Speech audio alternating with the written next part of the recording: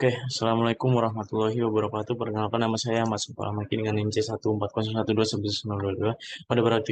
Pada video kali ini saya akan menjelaskan eh, penjelasan pertemuan 1 sampai 13 praktikum FISREP. Yang pertama yaitu fisiologi reproduksi. Fisiologi adalah ilmu yang mempelajari fungsi-fungsi organ. Reproduksi adalah proses menghasilkan individu baru dari jenis yang sama melalui seksual atau aseksual.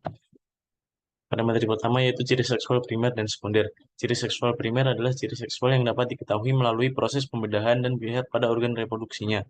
Dan terdapat hormon yang mempengaruhi. Nah, berikut adalah contoh organ seksual pada organisme akuatik ikan jantan dan ikan betina itu testis. Sebetulnya semuanya itu sama ya, testis dan ovarium, tapi itu di salurannya aja yang berbeda-beda. Ikan jantan tuh vas deferens, betina ovidum. Krustasea jantan petasma, krustasea betina telikum. Moluska jantan itu sama moluska betina itu sama-sama menggunakan yang sama. Ciri seksual sekunder adalah ciri seksual yang dapat dilihat dari ciri fisik yang membedakan antara jantan dan betina. Nah, dibagi menjadi dua yaitu dimorfisme dan dikromatisme. Dimorfisme itu dilihat dari morfologi, ukuran organ dan bentuk tubuh. Dikromatisme dari warna dan corak. Ini yang kiri itu cupang jantan, yang kanan cupang betina. Organ reproduksi. Reproduksi adalah sebuah kemampuan makhluk hidup untuk berkembang biak bertujuan untuk menjaga kelangsungan hidup, mempertahankan kelestarian suatu organisme, serta menghasilkan generasi penerus. Eh, Reproduksi dibagi menjadi dua yaitu seksual dan aseksual. Seksual itu menggunakan secara langsung menggunakan sel gamet dan sperma, dan aseksual itu secara tidak langsung tanpa proses kawin. Gonad adalah organ reproduksi pada ikan jantan dan betina.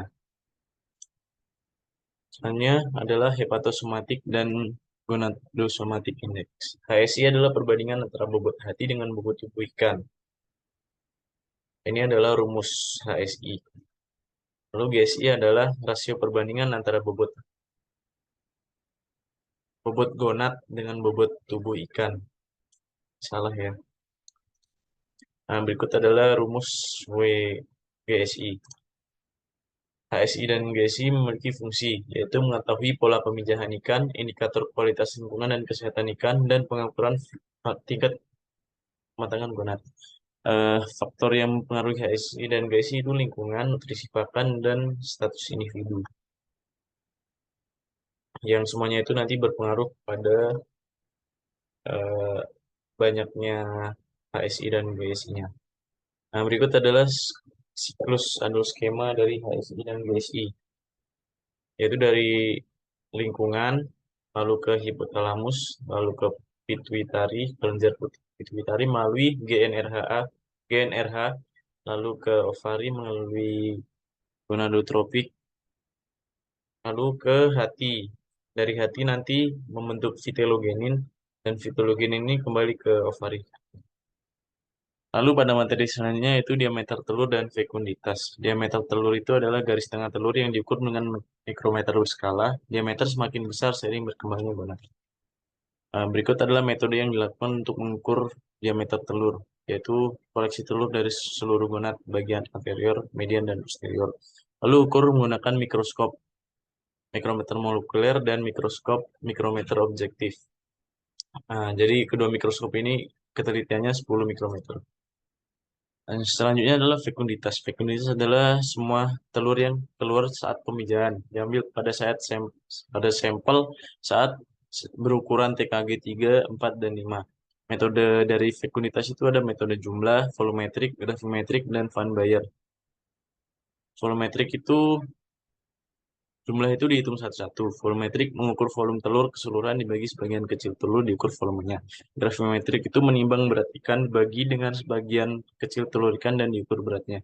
Van Baer itu menghitung diameter rata-rata telur dan volume dibandingkan dengan tabel yang udah ada, yang udah disediakan. Nah, berikut adalah rumus gravimetrik karena kemarin praktikum kita menggunakan metode gravimetrik. F sama dengan G per G kali N. Selanjutnya adalah rekayasa kelamin. Rekayasa kelamin itu teknik pengarahan diferensiasi kelamin untuk mengubah jenis kelamin yang dilakukan secara buatan dari jenis kelamin jantan secara genetik menjadi betina secara fenotip dan sebaliknya. Nah, jadi di rekayasa kelamin itu ada teknik pemuliaan ikan. Itu menghasilkan benih unggul di mana benih yang unggul diperoleh dari induk ikan hasil seleksi agar dapat meningkatkan produktivitas.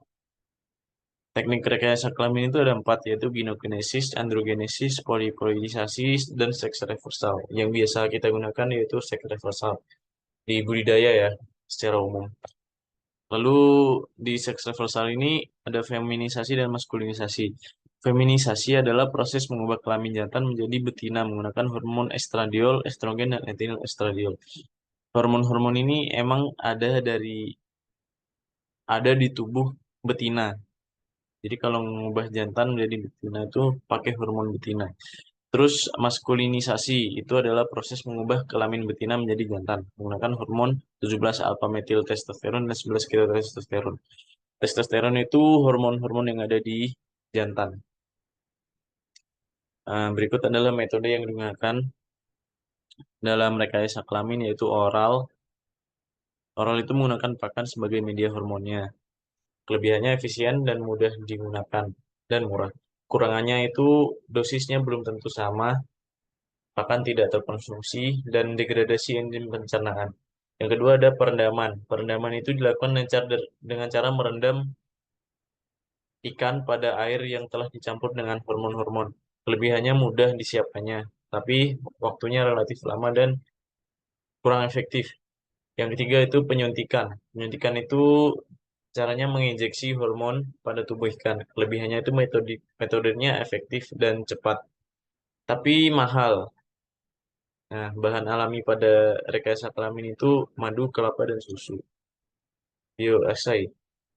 Biasa itu uji hayati mengetahui toksisitas bahan penyemar terhadap organisme akuatik. Nah, biasanya itu menggunakan teknik ELISA. Teknik ELISA itu teknik biokimia untuk mendeteksi antibodi antigen pada sampel. Prinsip kerjanya itu deteksi antibodi berdasarkan prinsip antigen atau antibodi spesifik menggunakan panjang gelombang sebagai pembaca pada ELISA reader. Manfaat dari ELISA reader itu dapat untuk mendeteksi residu penyakit, residu obat, penyakit, dan hormon. ELISA itu banyak macamnya. Yang pertama adalah direct. Direct itu dapat mendeteksi dan mengukur konsentrasi antigen pada sampel darah. Antigen yang akan dideteksi akan berkaitan langsung dengan antibodi yang telah dilabeli oleh enzim. Eh, Selanjutnya ada teknik indirect. Itu digunakan untuk mendeteksi antigen atau antibodi. Teknik ini dapat memiliki karakteristik yaitu antigen tidak menempel langsung pada antibodi detektor. Jadi setiap ELISA ini ada kelebihan kekurangannya ya. Dapat baca sendiri, di pause saja. Terus sandwich itu memiliki spesifitas yang tinggi dan cocok untuk jenis sampel yang berupa campuran atau tidak murni karena antigen yang terdapat pada sampel darah digunakan tidak perlu dimurnikan. Yang keempat ada kompetitif. Untuk mengukur antibodi dan antigen ini memiliki prinsip dasar dengan menambahkan suatu kompetitor ke dalam lubang mikrotiter. Teknik ini dapat dilakukan secara langsung maupun tidak langsung. Ini kelebihan dan kekurangan masing-masing elisanya ya. Selanjutnya materi terakhir yaitu preservasi gonad. Preservasi ini merujuk kepada sperma.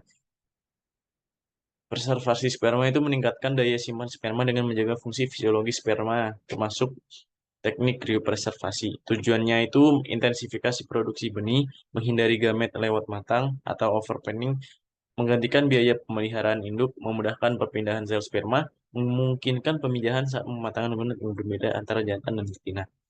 Lalu larutan extender itu yang dipakai dalam preservasi. Larutan extender ini merupakan sumber nutrisi dan bahan penginduksi motilitas awal sperma dan meningkatkan fertilitas sperma. Contohnya itu kelapa, madu, persuade, dan NaCl. Rata-rata itu menggunakan bahan alami ya, tapi biasanya pakai NaCl kalau enggak pakai Pocari Sweat, ion.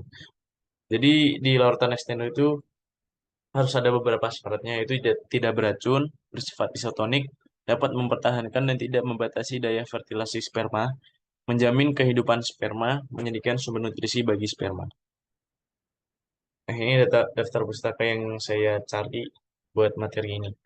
Oke, terima kasih. Sekian dari saya. Wassalamualaikum warahmatullahi wabarakatuh.